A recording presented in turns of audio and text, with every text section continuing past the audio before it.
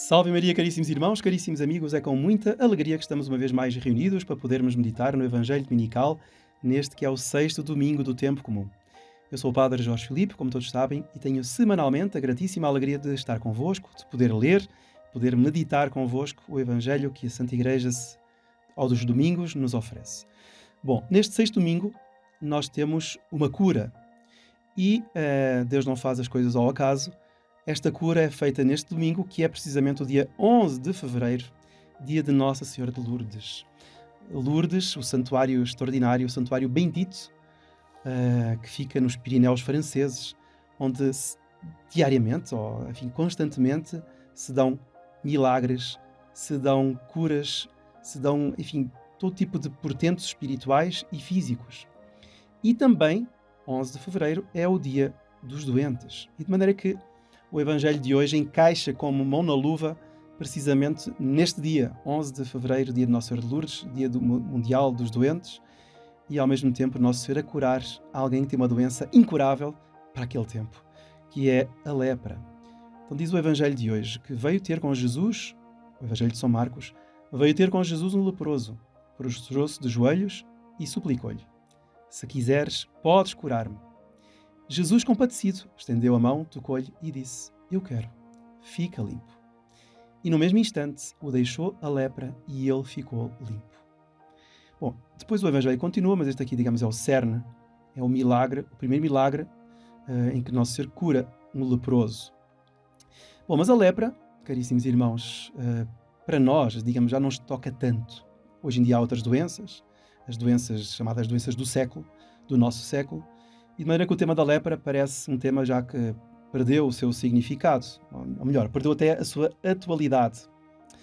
Por exemplo, eu não sei como é que são as coisas no Brasil, mas em Portugal, ainda recentemente, numa entrevista, o presidente da Associação Amigos de Raul Fullerot, que é uma associação criada para acompanhar e para ajudar a cura dos leprosos nos dias atuais, ou seja, no século XX, isso foi criado no século XX, ou até no século XIX, não me recordo bem. Mas este presidente desta associação, que acompanha os leprosos, dizia que a lepra está erradicada de Portugal desde há muitos anos. Ou seja, não há mais leprosos. Apenas 7 doentes, dizia ele, que inclusivamente já não são mais doentes, estão curados, digamos, essencialmente da doença, mas ainda estão a ser limpos, digamos, de todas as sequelas dela. E de maneira que não há praticamente casos de lepra. Mas o que ele dizia então é que hoje, uma vez que há já a cura da doença, já ninguém morre de lepra.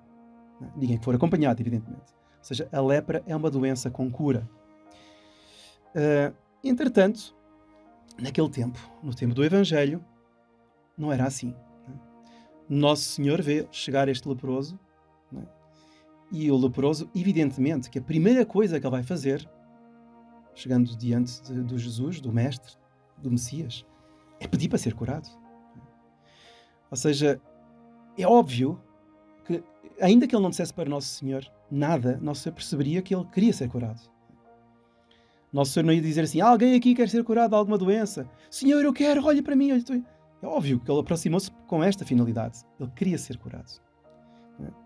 Então, vamos aqui abordar um pouquinho o Evangelho, só para percebermos aqui um pouco o status questionis. Vamos tentar perceber, em primeiro lugar, qual era a gravidade da lepra, e a maldição que a lepra trazia sobre a pessoa que incorria nesta doença. Então a lepra, como dissemos, não tinha cura. Era uma espécie de maldição divina que a pessoa tinha contraído ou pelos seus próprios pecados, ou por pecados até ocultos, que ela talvez nem conhecesse, ou por pecados herdados da própria família. E por causa disto, ela tinha um castigo. Ela estava castigada por Deus, e o símbolo deste castigo estava bem expresso na lepra, essa decomposição gradual do corpo que levaria até à morte. E então, uma vez que era um castigo derivado do pecado, todo o Antigo Testamento faz ver, aliás, a primeira leitura de hoje mostra isso, que a lepra estava associada à impureza moral. À impureza moral, ou seja, ao pecado. Por isso é que ele tinha de ser posto de parte, não só porque era uma doença contagiosa, mas inclusivamente porque era um pecador. Então era uma situação trágica. Quem contraía a lepra era um pária da sociedade, era colocado de parte, não se podia aproximar de uma cidade. Se aproximasse de algum grupo de pessoas, tinha de gritar: leproso, leproso, impuro, impuro. Imagina, ele tinha de barrar a sua própria maldição, a sua própria desgraça. Era uma maldição atrás de maldição. Imagina a pessoa gritar para um outro que eu sou assim, olha para mim, não te aproximes, vê-me e afasta-te. Isso era uma coisa tremenda. Então, o leproso tinha de andar inclusivamente com um sininho, para que podia ser que já estivesse noite, ou podia ser que quem estivesse à frente dele fosse um cego e não visse que havia um leproso diante dele. Então tinha de andar com um sininho para poder avisar toda a gente de que ele era uma pessoa não grata da sociedade, de que toda a gente tinha de se afastar dele. Então era de todas as enfermidades, era talvez a pior, porque isolava a pessoa, né? Colocava a pessoa completamente à parte, à margem, e fazia com que a pessoa, assim, gradualmente fosse morrendo, fosse perdendo inclusivamente partes do organismo. De repente podia perder uma orelha, podia perder o nariz, ou seja, o corpo ficava todo, digamos, em carne viva, em decomposição, e ia-se decompondo internamente e externamente. Bom, e por causa disso mesmo, é que este leproso se aproxima de Jesus, porque sabia que Jesus podia curá-lo. E por isso é que ele vai dizer: Senhor, se quiseres, podes curar-me. No fundo, dizendo assim: Senhor, eu sei que tens poder. Se queres, cura-me. E Nosso Senhor, então, ele como que coloca Nosso Senhor em xeque, coloca a bondade de Nosso Senhor em xeque. Se tu queres, e eu sei que podes, se tu queres, tu podes curar-me. E Nosso Senhor então vai dizer: sim, eu quero. Ficai curado. E ele ficou. Então é extraordinário esta cura. Mas vamos agora imaginar uma outra coisa. É natural que o leproso venha pedir a cura, porque a lepra dele era visível, era sensível a toda a gente, era repugnante. Mas agora vamos imaginar que este leproso fosse não só leproso do corpo, mas também leproso do espírito. Ou seja, ele tinha o corpo todo leproso, mas espiritualmente ele não se considerava um doente. Parece uma coisa rara, não é? Ele está todo deformado, mas não se considera um doente. Então, vamos imaginar agora a cena. Este mesmo leproso que se aproxima de Nosso Senhor vem pedir não a cura, mas vem reclamar a sua situação. Ou seja, ele vem reivindicar, por exemplo, que tem de ser reintegrado na sociedade. Mestre, eu, apesar de estar assim um bocado, enfim, não tão elegante, não tão belo como antigamente, eu venho reclamar, mestre. Retiraram-me da minha cidade, retiraram-me da minha família, retiraram-me do meu ambiente social.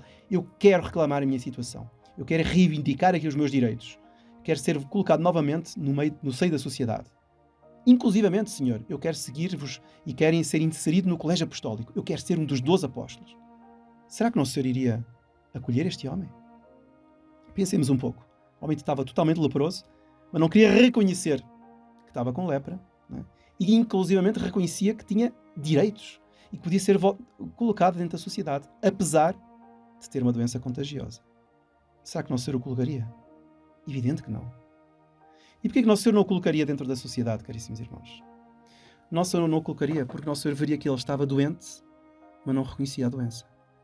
Ou seja, ele estava com um mal muito grande, precisava de ser curado, mas não reconhecia aquilo que o podia curar. Ou seja, não reconhecia o médico. Porquê? Porque ele tinha uma lepra na alma. Ou seja, qual era esta lepra da alma? Ele tinha o pecado de não ver que era doente. Ele tinha o pecado de não ver os próprios pecados. E quando a pessoa não quer ver os próprios pecados, a pessoa exclui-se da salvação. Porque Nosso Senhor veio dizer: eu não vim chamar os justos, mas os pecadores. Ora, se eu não me considero um pecador, se eu me considero um justo, então Nosso Senhor não me veio chamar. Isto é evidente, é claro. Então Nosso Senhor não veio fazer nada para mim. Eu não tenho pecados, para quê? Eu não preciso de Jesus. E isto acontece, por exemplo, quando alguém vem dizer: eu confesso-me diretamente a Deus. Eu para ser um bom católico, eu não preciso ir à igreja. Eu para ser um católico, não é? Eu fui batizado, eu não preciso ir à missa todos os domingos. Eu para ser um bom católico, eu não preciso de me confessar. Ou seja, eu vou receber a comunhão, mas não me confesso. Confesso-me só quando no Deus dará, assim. Ou seja, quando o rei faz anos, melhor. Então, isto é lepra de alma, caríssimos irmãos. Este leproso aqui aproximou-se de Nosso Senhor, reconhecendo o mal que era visível, o cheiro também devia ser, ele devia cheirar muito mal pela degradação do organismo, mas ele reconheceu que tinha pecados, então ele pediu a cura. O que é a lepra de alma? A lepra de alma é aquela cura que tem de vir do interior da própria pessoa. Nosso Senhor cura, claro, Nosso Senhor absolve, Nosso Senhor purifica, Nosso Senhor liberta, mas a pessoa tem de dar digamos, o seu lado. Digamos, a pessoa tem de reconhecer que precisa de ser curada. E se ela tem lepra de alma, ela não reconhece que está doente. E se não reconhece que está doente, acha que Nosso Senhor não precisa de curar de nada. Ou seja, ela no fundo não precisa de Jesus. Ela é uma católica sem Cristo. É uma católica sem os sacramentos. É uma católica sem a salvação. É tremendo isto aqui. Então, este é o tema, caríssimos irmãos, que nós podemos tirar de hoje. Digamos, é o leitmotiv do nosso comentário do Evangelho de hoje. É a lepra espiritual. A lepra física não tem mais a razão de ser. A lepra física existe realmente em alguns países, mas já tem a sua cura. A lepra espiritual pode dar a qualquer um e é uma lepra que muitas vezes não tem cura. A pessoa pensa que está bem, a pessoa pensa que pode ser reintegrada na sociedade, a pessoa pensa que pode se aproximar dos sacramentos.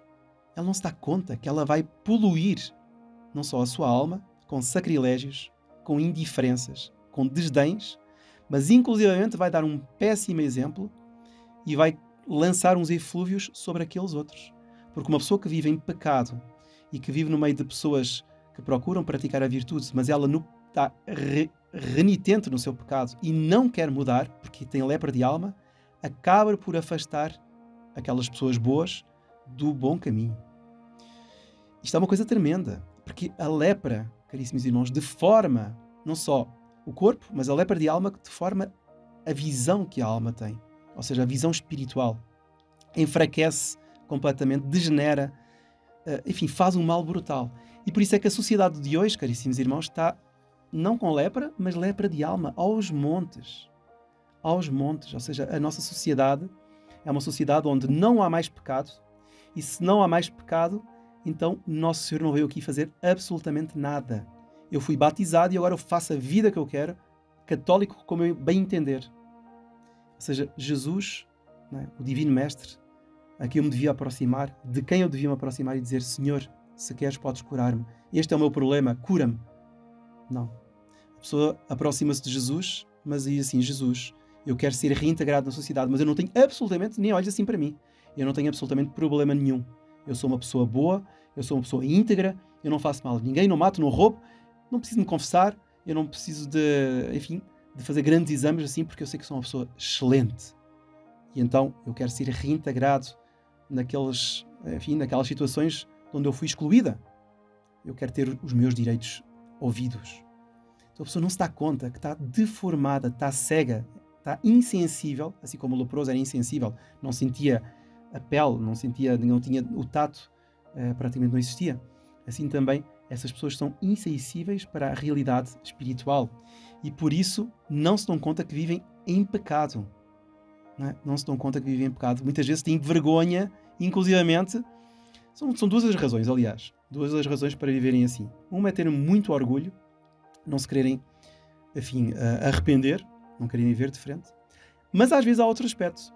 Às vezes eles sabem, no fundo da consciência, que fizeram grandes pecados, mas têm uma grande vergonha de os confessar.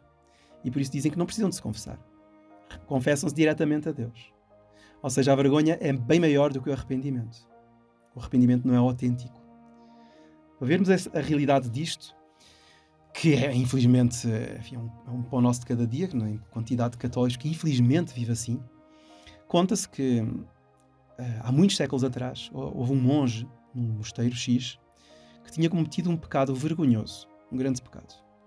Mas como ele considerava-se um grande virtuoso, ele considerava-se para si mesmo como uma pessoa muito virtuosa, teve vergonha de confessar esse pecado. Ou seja, nunca confessou. Confessava outras coisas, mas não este pecado. O que é que ele fazia então para procurar se reconciliar com Deus? Ele fazia penitências duríssimas.